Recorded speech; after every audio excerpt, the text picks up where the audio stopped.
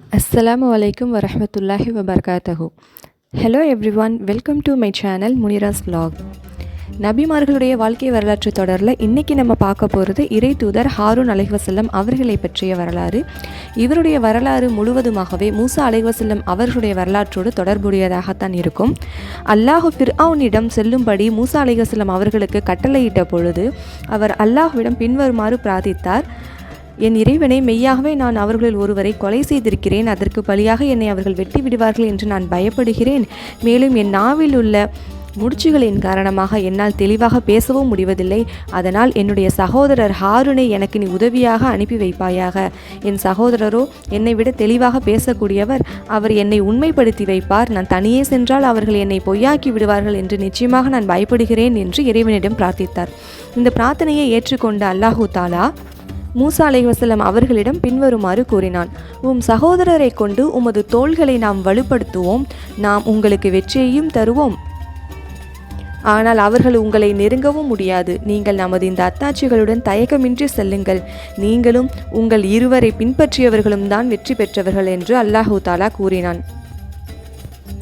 மூசா அலைஹிவஸல்லம் அவர்களும் அவருடைய சகாக்களும் கடல் பிளந்து தப்பித்த பின் ஃபிர்அவுனும் அவனுடைய சகாக்களும் கடலில் மூழ்கி அழிக்கப்பட்ட பின்பு அல்லாஹு எகிப்து நாட்டிற்கே மூசாவையும் அவர்களுடைய சந்ததியினரும் திரும்பிவிடும்படி கட்டளையிட்டான்.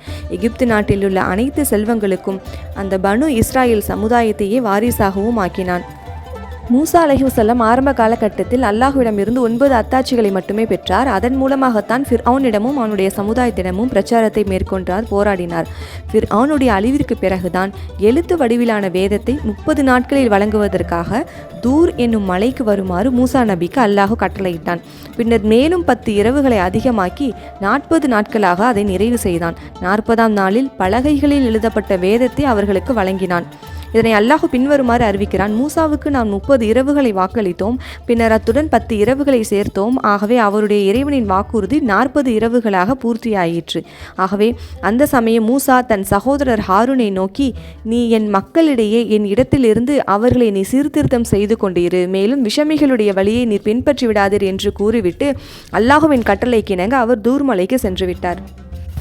வேதத்தை பெறுவதற்காக தூர்மலையை நோக்கி மூசா அலைஹிவஸல்லம் அவர்கள் சென்ற பின்பு தனது சமுதாய மக்களை ஹாரூன் அலைஹிவஸல்லம் அவர்களுடைய பொறுப்பில் விட்டுவிட்டு வந்தார்கள். மூசா இல்லாத அந்த சமயம் பார்த்து அவருடைய சமுதாயத்தில் உள்ள சாமிரி என்பவன் சமுதாய மக்களிடமிருந்து தங்க ஆபரணங்களை எல்லாம் வாங்கி அதனை உருக்கி அதன் மூலமாக ஒரு காளை கன்றை உருவாக்கினான். பின்பு அதனுள் மூசா அலைஹிவஸல்லம் அவர்களுடைய காலடி மண்ணை எடுத்து போட்டான். அதிலிருந்து ஒரு சத்தம் வெளிப்பட்டது. இப்படியெல்லாம் செய்யுமாறு அவனுடைய மனம் அவனை தூண்டிற்று. பிறகு சமுதாய மக்களை நோக்கி, இதுதான் உங்களுடைய கடவுள், மூசா தவறான வழிக்கு சென்று விட்டார் எனவும் அந்த மக்களிடையே அவன் கூறினான். இதனையெல்லாம் பார்த்து கொண்டிருந்த ஹாரூன் அலைஹிவஸல்லம் அவர்கள் தம்மால் இயன்ற அளவு எவ்வளவோ உபதேசம் செய்தார்கள். அவரை அந்த மக்கள் உன்னை கொலை செய்து விடுவேன் என்று மிரட்டவே வேறு வழியின்றி ஹாரூன் அலைஹிவஸல்லம் அவர்கள் மௌனமாகிவிட்டார்கள். சாமிரியின் இந்த சித்து வேலையையும் மூசா அலைஹிவஸல்லம் அவர்களின் சமுதாயத்தின் நிலைமையையும் தன்னிடம் வேதம் பெற வந்துள்ள மூசா அவர்களிடம் அல்லாஹு வெளிப்படுத்தினான். கோபமடைந்த மூசா அலைஹிவஸல்லம் அவர்கள் வேதம் பெற்ற கையோடு வேக வேகமாக தனது சமுதாய மக்களிடம் வந்தார்.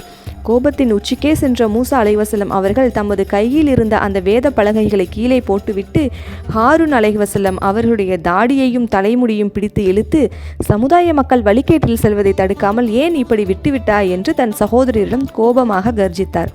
அப்போது ஹாரூன் அவர்களின் நிலைமையை எடுத்து கூறவே சாமிரியின் பக்கம் திரும்பி, ஏன் இவ்வாறு செய்தாய்? இன்றிலிருந்து என்னை யாரும் தீண்டவே வேண்டாம் என்று சொல்லிக்கொண்ட நிலையில் நீ திரிவாய் என்று சாமிரியை நோக்கி மூசா அலைஹிவஸல்லம் அவர்கள் சாபமிட்டார்கள்.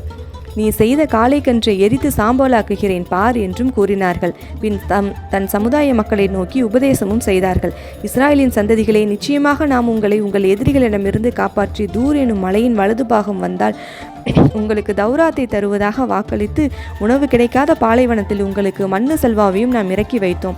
நாம் உங்களுக்கு அளித்தவற்றில் நல்லதை புசித்து வாருங்கள். அதில் நீங்கள் வரம்பு மீறி விடாதீர்கள். மீறினால் உங்களின் மீது என்னுடைய கோபம் இறங்கிவிடும். எவன் மீது என் கோபம் இறங்குகிறதோ அவன் நிச்சயமாக அழிந்தே விடுவான். எவர் கை செய்தப்பட்டு பாவத்திலிருந்து விலகி நம்பிக்கை கொண்டு நற்செயல்களை செய்து நேரான வழியில் நிலைத்திருக்கிறாரோ அவரை நிச்சயமாக நான் மிகவும் மன்னிப்பவனாவேன் என்று அல்லாஹ் தஆலா அறிவித்தான். பின்பு மூசா அலைஹிவஸல்லம் அவர்கள் தன் இறைவனை நோக்கி, என் இறைவனே, எனக்கும் என்னுடைய சகோதரருக்கும் நீ பிழை பொறுத்தருள்வாயாக, உன் அன்பிலும் எங்களை சேர்த்து கொள்வாயாக, நீ கிருபை செய்பவர்களுக்கெல்லாம் மாபெரும் கிருபையாளன் என்று பிரார்த்தனை செய்து கூறினார். பின்னர் இறைவன் மூசாவை நோக்கி கூறினான், எவர்கள் காளை கன்றை தெய்வமாக எடுத்துக்கொண்டார்களோ அவர்களை நிச்சயமாக இறைவனின் கோபமும் இழிவும் இந்த உலக வாழ்க்கையிலேயே அதிசீக்கிரத்தில் வந்தடையும். பொய்யை கற்பனை செய்பவர்களுக்கு இவ்வாறே நாம் கூலி கொடுப்போம். எனினும் இத்தகைய பாவங்கள் செய்து கொண்டிருந்தவர்களிலும் எவர்கள் கை செய்தப்பட்டு அதிலிருந்து விலகி கொண்டார்களோ, உண்மையாக நம்பிக்கையும் கொண்டார்களோ, அவர்களை அதற்கு பின்னர் நிச்சயமாக உன் இறைவன் மன்னித்து கருணை செய்வான் என்றும் அல்லாஹு தஆலா அறிவித்தான். இதன் பின்னர் மூசாவுடைய கோபம் தணிந்த பின்னர் அவர் கீழே போட்ட அந்த வேத பலகைகளை எடுத்துக்கொண்டார். அதில் தங்கள் இறைவனை அஞ்சுபவர்களுக்கு நேரான அருளும் இருந்தது. ஒரு முறை மூசா நபி அவர்களும் ஹாரூன் நபி அவர்களும் ஒரு மலையின் உச்சிக்கு சென்றபோது ஹாரூன் நபி அவர்கள் மரணித்து விட்டார்கள். இதை மூசா நபி அவர்கள் தன்னுடைய சமுதாய மக்களிடம் வந்து கூறிய பொழுது அவர்கள் மூசா நபியின் மீதே கொலைப்பழியை சுமத்தினார்கள். இந்த பழியை அல்லாஹ் நீக்கி வைத்தான் என்று நபிகள் நாயகம் ஸல்லல்லாஹு அலைஹி வஸல்லம் அவர்கள் கூறியதாக ஹதீஸில் இடம்பெற்றுள்ளது. அல்ஹம்துலில்லாஹ், இன்றைக்கி நம்முடைய சேனலில் மூசா அலைஹி வஸல்லம் அவர்களுடைய சகோதரர் ஹாரூன் நபி அவர்களுடைய வாழ்க்கை வரலாற்றில் சில குறிப்புகளை நம்ம பார்த்தோம். இன்ஷா அல்லாஹ் இனி வரக்கூடிய நாட்களில் மற்ற நபிமார்களுடைய வாழ்க்கை வரலாறுகளை பார்க்க இருக்கிறோம். ஸோ கீப் வாட்சிங் அண்ட் கீப் சப்போர்ட்டிங். அஸ்ஸலாமு அலைக்கும் வரஹ்மத்துல்லாஹி வபரகாத்துஹு.